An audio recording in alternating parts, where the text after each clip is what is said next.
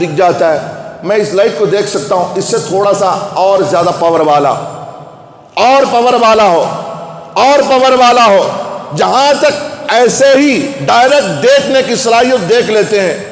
لیکن بعض ایسا وقت آتا ہے کہ آنکھیں چکا چوندھ ہو جاتی ہیں، آنکھیں مل کر کے دیکھنا پڑتا ہے، اس چمک کو، اس دھمک کو، اس کی رعب و دبدبے کو آنکھ مل کے دیکھنا پڑتا ہے، اس لیے کہ آنکھ وہاں تک اس کی رسائی نہیں کر پا رہی ہے۔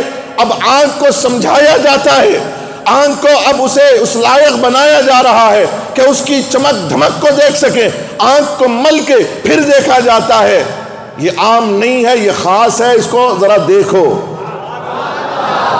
اب اعلیٰ حضرت کی طرف دیکھو، اعلیٰ حضرت کہتے ہیں سر بھلا کیا کوئی جانے کہ ہے کیسا تیرا اولیاء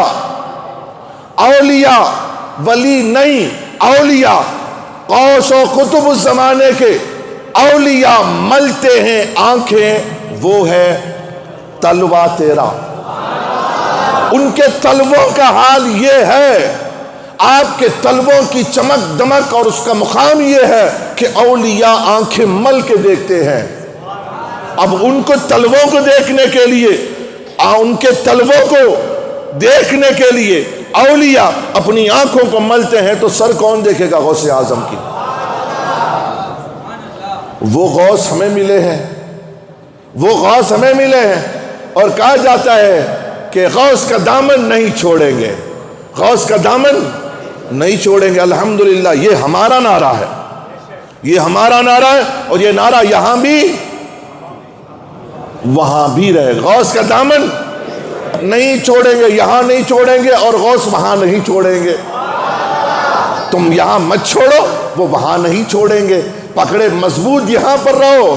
یہاں ہم کیسے پکڑتے ہیں؟ یہاں غوث کا دامن ہم پکڑ رہے ہیں، ہم پکڑ رہے ہیں، چھوٹ بھی سکتا ہے۔ بچہ ہاتھ پکڑے، ہاتھ چھوٹ سکتا ہے، لیکن جب باپ بیٹے کا ہاتھ پکڑے چھوٹ نہیں سکتا ہے۔ ہم یہاں رہ کر کے غوث العظم کو ہم پکڑ رہے ہیں، ہو سکتا ہے کہ ہم ہاتھ چھوڑ دیں، لیکن جب میدان قیامت میں غوث ہاتھ پکڑیں گے تو چھوٹنے کا سوال نہیں ہو سکتا۔